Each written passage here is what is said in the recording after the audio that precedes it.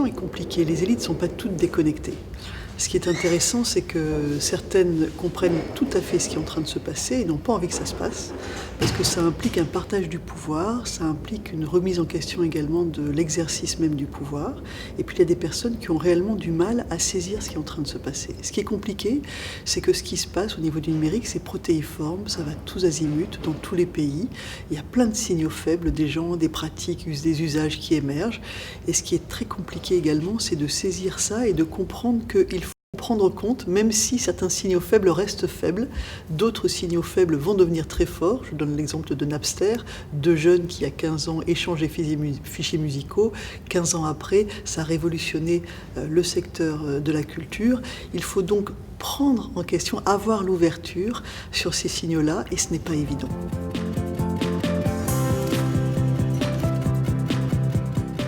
Alors c'est vrai que mon livre s'appelle en sous-titre « Comment Internet dérange l'ordre établi » parce qu'il est vrai que Internet range déjà différemment l'ordre établi.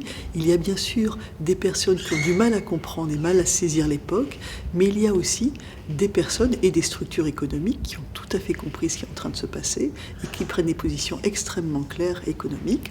On parle des GAFA, Google, Amazon, Facebook, etc. aux États-Unis. Il y a aussi les ABTX, les Alibaba, Tencent, Xiaomi en Chine. Il y a également 150 000 à 200 000 king codeurs, des nouvelles élites, des gens qui ont des capacités d'abstraction hors du commun en mathématiques. Il est vrai que ça fait changer en fait la donne, ça bouge les cartes. Il y a de nouvelles personnes qui s'emparent du numérique pour prendre des positions et les enjeux de pouvoir sont énormes partout sur la planète. Bon, il est vrai que ce qui est compliqué pour une structure pyramidale, c'est d'accepter que les idées viennent du bas d'une structure, du bas de la société.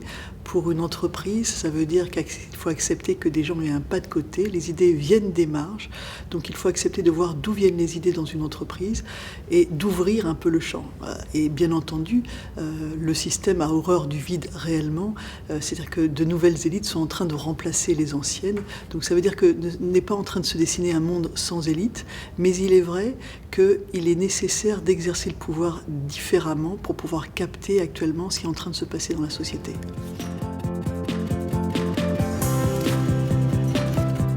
En fait, ce qui est intéressant avec le numérique, c'est de voir que cette déconnexion, elle est mondiale, dans le sens où cette accélération du monde, elle touche tout le monde.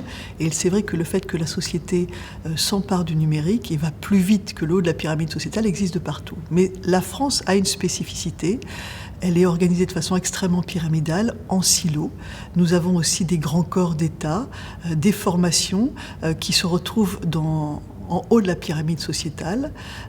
Il y a une assez grande uniformité de cette élite et qu'actuellement, pour saisir la société, on a besoin de diversité, on a besoin de nouveaux capteurs. Il faut donc que ces élites acceptent cela, acceptent de regarder aussi ce qui est en train de se passer. Ils le regardent certes, mais accepter de donner de la place à des gens qui ont des idées, des initiatives et qui n'ont pas accès normalement à cette élite-là. Donc c'est vrai qu'il y a un travail de révolution culturelle personnelle à faire actuellement. Écoutez, je suis extrêmement intéressée par cette rencontre qui vient de se passer. J'ai trouvé que ces rencontres qui ont été organisées depuis le début de l'année ont ouvert les esprits, parce que l'audience qui était face à moi aujourd'hui était éclairée, ouverte, avec des questions très précises et des questions sur le système. Comment penser le système et comment se penser le monde qui vient à l'heure du numérique? Ce sont des questions assez rares que j'ai pu rencontrer, donc j'ai trouvé que cette rencontre était extrêmement intéressante pour moi également.